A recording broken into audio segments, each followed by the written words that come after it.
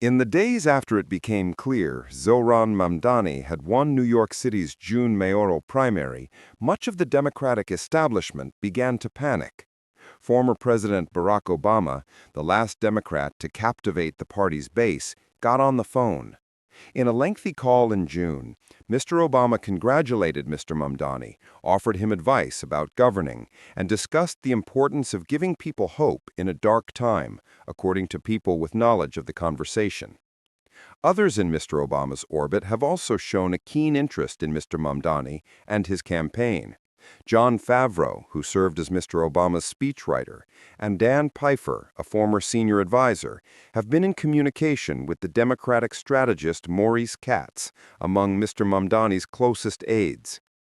David Axelrod, who served as Mr. Obama's chief campaign strategist and senior advisor, was also curious. Last month, he stopped by Mr. Mamdani's campaign headquarters, then in the Flatiron neighborhood of Manhattan, to meet the candidate and his staff and see things for himself. What I found when I went over to that office was a familiar spirit that I hadn't seen in a while, of just determined, upbeat idealism, Mr. Axelrod told me. You may not agree with every answer he's giving or every idea he has, but he's certainly asking the right questions, which is, how do we make the country work for working people?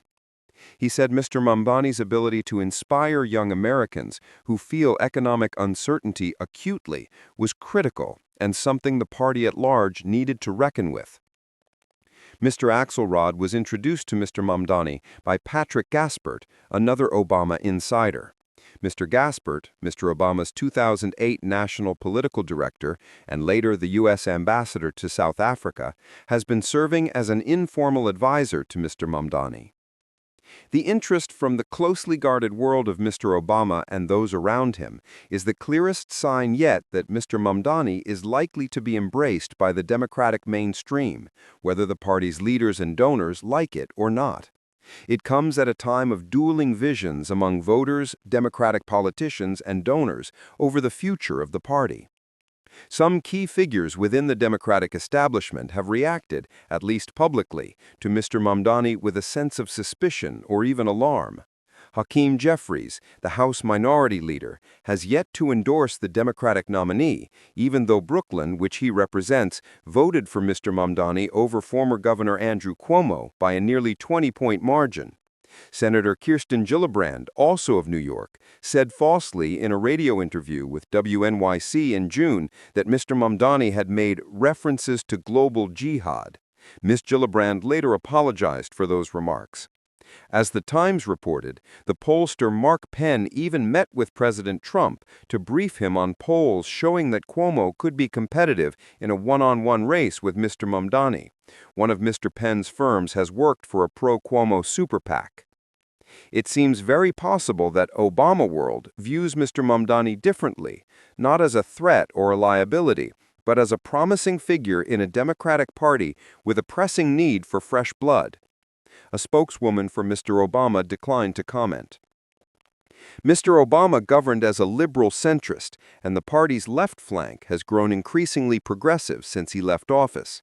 So too has frustration among some voters with Mr. Obama's post-presidency, in which he has in general kept public statements on politics to a minimum, even as the Democratic Party struggles to organize opposition to Trump.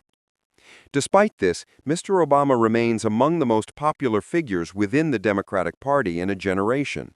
If Mr. Mamdani does ultimately receive public support from the former president, it is likely to help him, especially with some older voters and black voters. It may also ease the path for other Democrats to accept, if not celebrate, his emerging role in the party.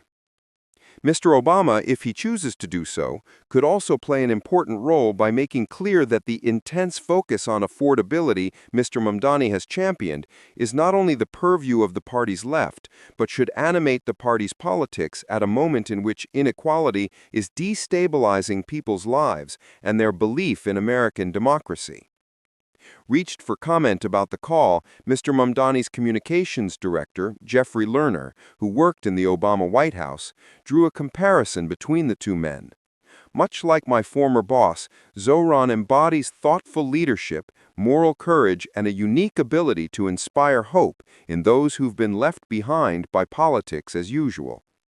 Though it has been nearly 2 decades since Mr. Obama's 2008 victory, the parallels between the two charismatic Democrats are unmistakable. Both are political outsiders with unconventional biographies.